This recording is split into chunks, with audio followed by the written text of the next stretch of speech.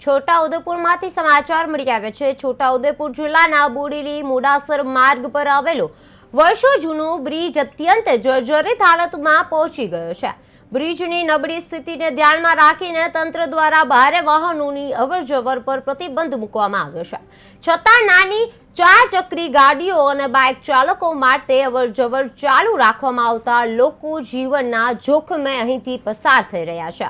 બોડેલી તાલુકાના મોડાસર ગામ તરફ જતો આ બ્રિજ વર્ષોથી મુખ્ય માર્ગ તરીકે ઉપયોગમાં લેવાઈ રહ્યો છે। હાલ બ્રિજ પર જગ્યાએ ને જગ્યાએ ભંગાણ પડ્યા છે અને વાહન પસાર થાય ત્યારે બ્રિજ ડોલતો હોવાના અનુભવ થતા લોકોમાં ભયનો માહોલ છે તે છવાયો છે।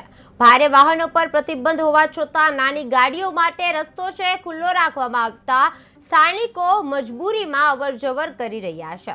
આ માર્ગ એકમાત્ર વિકલ્પ હોવાથી લોકો જીવ અદ્ધર રાખીને મુસાફરી કરવા મજબૂર બન્યા છે। સ્થાનિકોમાં એ પ્રકારનો ડર વ્યાપી રહ્યો છે કે ક્યાંક વડોદરા જિલ્લાના ગંભીરા બ્રિજ જેવી દુર્ઘટના અહીં ન સર્જાય। વિસ્તારમાંથી તંત્ર સમક્ષ તાત્કાલિક મજબૂત મરામત હાથ ધરવા અથવા નવો બ્રિજ બનાવવાની સલામતી અવરજવર સુનિશ્ચિત કરવાની છે તે માંગ ઉઠી રહી છે। હવે જોવાનું તો એ રહ્યું કે તંત્ર લોકોની ચિંતા ધ્યાનમાં લઈ કેટલાક સમયમાં અસરકારક પગલાં ભરે છે।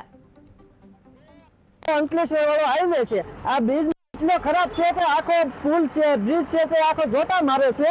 તો સરકાર છે ને એટલી અમારી અપીલ છે કે આ બ્રિજ નું કંઈક કરો, અથવા નવો બનાવો અથવા સારો કરો। Thank you. મારું નામ છે નિલેશ આહિર, રહેવાસી કોશિંદ્રા અને હાલ કોશિંદ્રા। બોડેલી ઓસર નદીનો આ બ્રિજ છે, સાધનો અવર જવર બહુ છે।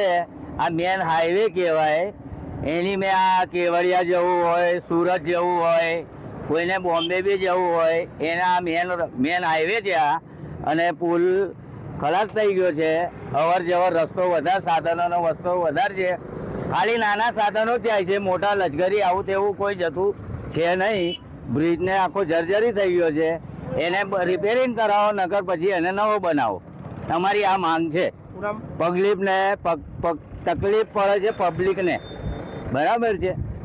આ અમારી આટલી વિનંતી છે તમને સરકારને કે આ બ્રિજ બનાવો, નકર એને રિપેરિંગ કરાવો, બરાબર। સલીમભાઈ મોહમ્મદભાઈ ફકીર।